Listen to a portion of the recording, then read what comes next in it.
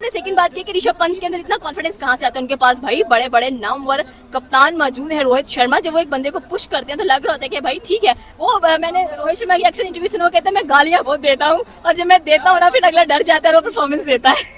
तो आईसीसी की जो रैंकिंग है उस पर अगर बात करें तो इंडिया की हुकूमत है आईसीसी की रैंकिंग में। इस वक्त आप देखें तीनों फॉर्मेट्स में ओडीआई में नंबर 1 है इंडिया की टीम, टी20 में नंबर 1 है, और टेस्ट में इंडिया नंबर 2 पे मौजूद है। ठीक है, और दो चीजों के ऊपर भारतीय खिलाड़ियों का ही आपसे भी मुकाबला है। एक आप बॉलिंग टेस्ट बॉलिंग के अंदर रैंकिंग का देख ले या ऑलराउंडर में देख ले, लेकिन दोनों में मुकाबलों में एक नाम है, वो है रविचंद्रन अश्विन। तो 3 भारतीय बॉलर आते हैं एक्चुअल में आईसीसी टॉप 10 रैंकिंग में, क्योंकि जडेजा जो है वो 6 नंबर के ऊपर है। उसके अलावा देख लीजिए फर्स्ट नंबर पे अश्विन है, नंबर 2 पे जसप्रीत बुमराह है, नंबर 3 पे जॉस हेजलवुड है, नंबर 4 पे पैट कमिंस है, नंबर 5 पे रबादा है, नंबर 6 पे जडेजा है, नंबर 7 पे नाथन लॉयन है। ऑस्ट्रेलिया के 3 आते हैं, एक्चुअल में 4 आते हैं, सॉरी 3 आते हैं।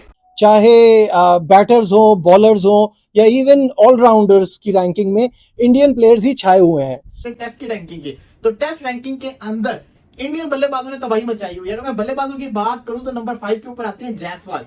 नंबर 5 पे जायसवाल है। इसी के साथ साथ जो रोहित शर्मा आई थिंक वो नंबर 8 के ऊपर है, विराट कोहली नंबर 12 पे और नंबर 14 के ऊपर है शुभमन गिल। विराट कोहली 5 दर्जे कम के ऊपर गए और जो शुभमन गिल है वो 5 दर्जे अप के ऊपर आके 14 नंबर पे आ गए। लेकिन जो सबसे ज्यादा दिलचस्प चीज है वो ये है कि ऋषभ पंत इस वक्त नंबर 6 के ऊपर है। जी हाँ, ऋषभ पंत, जायसवाल नंबर 5 पे, ऋषभ पंत नंबर 6 के ऊपर। इससे आप अंदाजा लगाएं कि ऋषभ पंत रोहित शर्मा और विराट कोहली से ज्यादा अच्छी टेस्ट क्रिकेट खेल रहे हैं, इसलिए वो टॉप 6 के अंदर आ रहे हैं। तो ऋषभ पंत ने इंप्रूव भी किया। ऋषभ पंत की परफॉर्मेंस आपको पता है कि जब वो टेस्ट क्रिकेट छोड़ के गए थे तब वो जनाब जिसको कहते हैं 92 मार के गए थे और कमबैक उनका इतना शानदार हुआ था। उनकी ऑलरेडी परफॉर्मेंस बड़ी अच्छी थी, उनको एक पुश चाहिए था, वो पुश मिल गया और वो टॉप 6 के अंदर आ गए दुनिया की रैंकिंग के अंदर। जायसवाल एक नंबर और ऊपर गया, पंत इतने अर्से के बाद खेल रहा है और अभी फिर भी टॉप 10 में। ये देखिए फिर आप इस बंदे का इंपैक्ट, नंबर 6 पे था तो 6 भी है और इसका जो इंपैक्ट है वो देखिए आप। 1.5-2 साल बंदा कोई मैच नहीं खेला लेकिन फिर भी वहां पे मौजूद है, बिल्कुल फ्लाइंग कलर्स के साथ आते हैं। फिर लगातार 2 भारत के आते हैं, जायसवाल है, ऋषभ पंत है। ऋषभ पंत का टॉप 10 के अंदर आगे देखिए 2 बरस के बाद वो खेले हैं टॉप 10 के अंदर, एक मैच में 100 करके वो आगे हैं। तो ये समझ नहीं है कि इनकी रैंकिंग का सिस्टम बेसिकली कैसा होता है। अब वो 2 बरस नहीं खेले, एक मैच के अंदर परफॉर्म किया और वो फिर आ चुके हैं नंबर 6 पे ऋषभ पंत का ऑब्वियसली नो डाउट बहुत बड़ा प्लेयर है। मैं तो उसे हमेशा हाईली रेट करता हूँ, चाहे वो दिल्ली की तरह आईपीएल में खेलता हो, चाहे वो किसी टीम के खिलाफ खेलता हो या किसी टीम में खेलता हो। तो ऋषभ पंत का जो ऑब्वियसली जो कमबैक उसने किया, आई थिंक उसको तो जान के लाले पड़ गए थे जिस तरह से उसका एक्सीडेंट हुआ था। उसके बाद कमबैक होना, और आपने देखा होगा इंडिया की तरफ से टॉप परफॉर्मर रहा है 2024 के वर्ल्ड कप में और 24 के वर्ल्ड कप में सबसे ज्यादा स्कोर ऋषभ पंत का था। इवन के पाकिस्तान के खिलाफ जब इंडिया ने 120 स्कोर बनाया तो उसमें भी 46 रन ऋषभ पंत का था, जो उनको एक स्टेबल कंडीशन पे लेके आ गए थे। उसके बाद आप देखें बांग्लादेश के खिलाफ आप उठा के देख लें तो अब पहले 50 फिर सेंचुरी, उसके बाद आप आईसीसी ने आज रैंकिंग जारी किया तो उसमें भी ऋषभ पंत, जायसवाल के बाद 6 नंबर पे ऋषभ पंत पड़े। तो यार ऋषभ पंत इंडिया का एक ऐसा जेम है। आज पैट कमिंस ने, शायद आपने पैट कमिंस का वो सुना बयान के पैट कमिंस ने ट्वीट किया है कि यार ना विराट कोहली ना रोहित शर्मा, हम चाहेंगे कि हमारे खिलाफ ऋषभ पंत का बल्ला खामोश रहे। तो यार एक इतने बड़े स्टेटमेंट, एक इतने बड़े प्लेयर्स की तरफ से, इतनी बड़ी टीम की तरफ से, तो यार ये उसके लिए एक काबिले तारीफ है।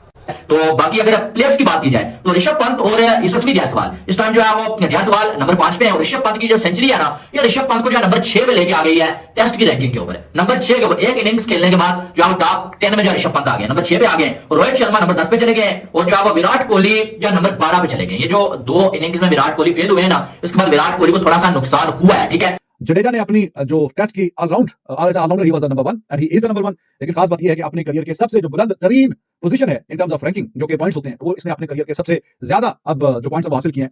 विराट कोहली को भी सेंचुरी मारेंगे एकदम, विराट कोहली का भी जंप लगेगा, विराट कोहली भी दोबारा से कहते हैं टॉप 10 के अंदर आ जाएंगे। तो इंडिया के 5 बल्लेबाज आपको टॉप 15 के अंदर नजर आएंगे। 5 बल्लेबाज टॉप 15 के अंदर, मतलब 15 में से 5 इंडिया के ही होंगे। तो ये चीज बड़ी ज्यादा मैटर करती होती है। इसी के साथ साथ जैसे मैंने बोला इसी साल में बुमराह, साल के आगाज में बुमराह नंबर 1 फास्ट बॉलर थे और मतलब आईसीसी रैंकिंग में नंबर 1 थे और इंडिया के पहले बॉलर है जो नंबर 1 पे आए। फास्ट बॉलर्स की बात कर रहा हूं। फिर अश्विन ने अच्छा परफॉर्म किया तो वो आ गया, अश्विन ऑलराउंडर की फहरिस्त में भी टॉप 10 के अंदर है, एक्चुअली 2nd नंबर पर है, जडेजा 1st नंबर पर है। तो कुल मिला के रैंकिंग के ऊपर फिलहाल भारत का कब्जा है। और आप ओवरऑल भी देखें तो, अगर आप ओवरऑल भी देखें तब भी आप इसे कह सकते हैं कि मतलब टीम वाइज भी देखें तब भी भारत का अच्छा खासा इसके ऊपर कब्जा है। इसी के साथ साथ अगर मैं बात करूं तो बॉलिंग के अंदर नंबर 1 के ऊपर रविचंद्रन अश्विन है, नंबर 2 के ऊपर जसप्रीत बुमराह है और नंबर 6 के ऊपर जडेजा है।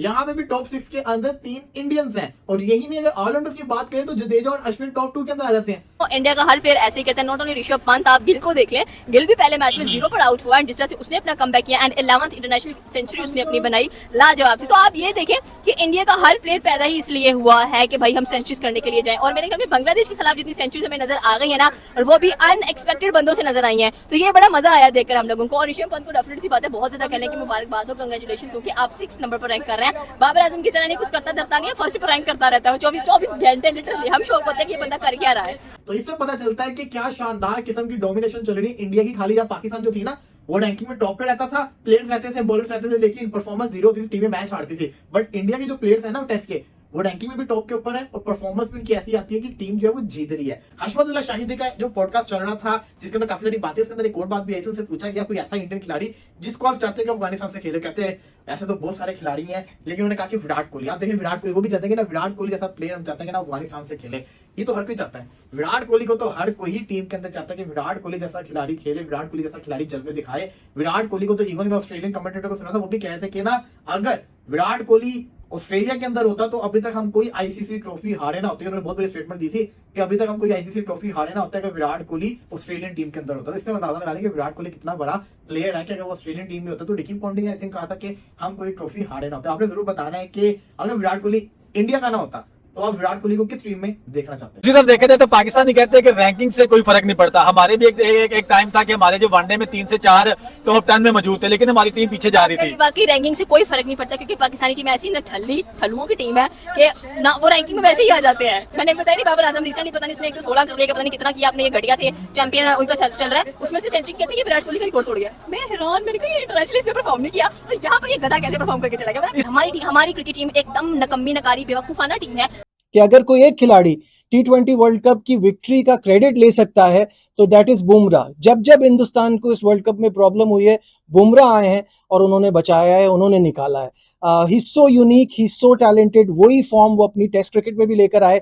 ऋषभ पंत नंबर 6 पे है, लेकिन देखिए उसका ये मैच तकरीबन पौने 2 साल के बाद उसने ये मैच खेला था, है कि नहीं? पौने 2 साल के बाद उसका ये मैच था, लेकिन फिर भी वो टॉप 10 में था। It shows the quality of the man कि बल्ले से उसने इतनी शानदार परफॉर्मेंस दिखाई हुई है। वरना आपको पता है ना कि अगर आप मैचेस नहीं खेलते अपनी टीम की तरफ से तो आपकी रैंकिंग वैसे भी डाउन होती रहती है। अगर आप 2-4 में 6 महीने इंजर्ड हो जाए, एक साल जितने मैच आपकी टीम खेलेगी, तो रैंकिंग का सिस्टम कुछ इस तरह का है, ये आईसीसी का, if you are not playing matches तो आपके पॉइंट्स डिडक्ट होते जाएंगे। पता नहीं इसके पीछे क्या लॉजिक है, क्या हिसाब किताब है, कुछ ना कुछ होगा। लेकिन मेरे ख्याल में कि अगर इंसान नहीं खेल रहा तो उसके ऊपर जिसके पॉइंट जाए, जो उसको सरपास करके ऊपर जाए तो ठीक है, वो ऊपर चला जाए। अगर कोई सरपास करके ऊपर नहीं जा रहा तो ये अगर बंदा कोई इंजर्ड है या कोई जैसे ऋषभ पंत के हिसाब से कोई बहुत इसके इशू में बहुत खौफनाक हादसा हो गया था, तो कैसे खेलता? नहीं खेल सकता था। तो इस तरह की सूरत में अगर एक प्लेयर खेल ही नहीं रहा तो उसके पीछे क्या लॉजिक है, क्या साइंस है, क्यों उसके पॉइंट करते हैं? और आपको पता है ना, वो गेल भी पहले नंबर की पोजीशन पे था, लेकिन चूंकि वो कुछ मैचेस नहीं खेला था तो फिर इवेंचुअली उसकी ओडीआई की रैंकिंग नीचे आ गई, बाबर आजम फिर ऊपर चला गया, बगैर कुछ किए ही, बगैर कुछ परफॉर्मेंस दिखाई वो फिर ऊपर चला गया। तो रैंकिंग में कुछ ना कुछ इनको थोड़ा सा सुधार लेके आने की जरूरत है। कुछ समझ में आएगा, हाँ, अगर कोई नहीं खेला तो क्या जरूरत है आपको पॉइंट्स काटने की? अगर उसके जितने भी पॉइंट्स हैं उसके ऊपर भी चला जाता है तो ठीक है, वरना वो तो उतने पॉइंट उसने हासिल किए हुए हैं ना। तो खैर पंत इज देयर, और पंत का जो जलवा है वो आपने कई बार देखा हुआ है, बहुत ही बेहतरीन शानदार बात है। रोहित शर्मा, विराट कोहली ये नीचे गए टॉप 10 से, विराट कोहली तो बाहर। विराट कोहली 12वें नंबर पे है, रोहित शर्मा अभी 5 नंबर नीचे आया और 10वें नंबर पे मौजूद है, क्योंकि दोनों का मैच अच्छा नहीं गया। रोहित शर्मा भी कुछ नहीं खास कर पाया, विराट कोहली भी कुछ नहीं, तो 5-5 दर्जे दोनों की तंजली हुई है। तरक्की ऊपर को जाने को बोलते हैं, तंजली नीचे को आने को बोलते हैं। तो डिमोट हुए, 12वें नंबर पे विराट कोहली, गेल 5 दर्जे ऊपर गया, 19 पे था तो 14वें नंबर पे आ गया। तो चलो ठीक है, बड़ी अच्छी बात है। और कमेंडो मेंडस देखें, वो भी स्पीड ऊपर आ रहा है और 16वें नंबर पे आ गया। 6-7 टोटल उसने मैच खेले हुए, इतनी शानदार बात है भाई, इतना बेहतरीन लाजवाब। बाकी जडेजा की अगर बात करें हम, ऑलराउंडर्स कैटेगरी की अगर हम बात करें तो जडेजा पहले भी इस मैच से पहले भी पहले नंबर पे था और अभी भी वो पहले नंबर पे ही है, लेकिन जो उसके रेटिंग पॉइंट्स हैं वो आप उसके करियर बेस्ट रेटिंग पॉइंट्स आपको दिख रहे हैं। 475 को कभी पहले नहीं छुआ और जब से वो टेस्ट क्रिकेट खेल रहा है ये उसका बेस्ट एवर है, बेस्ट एवर। दोस्तों आज हमने देखा कि किस तरह भारतीय क्रिकेटर 2024 की आईसीसी रैंकिंग में छाए हुए हैं। 10 में से 9 भारतीय खिलाड़ी टॉप पोजीशन पर हैं, जिससे एक बार फिर भारतीय क्रिकेट की ताकत साबित हो रही है।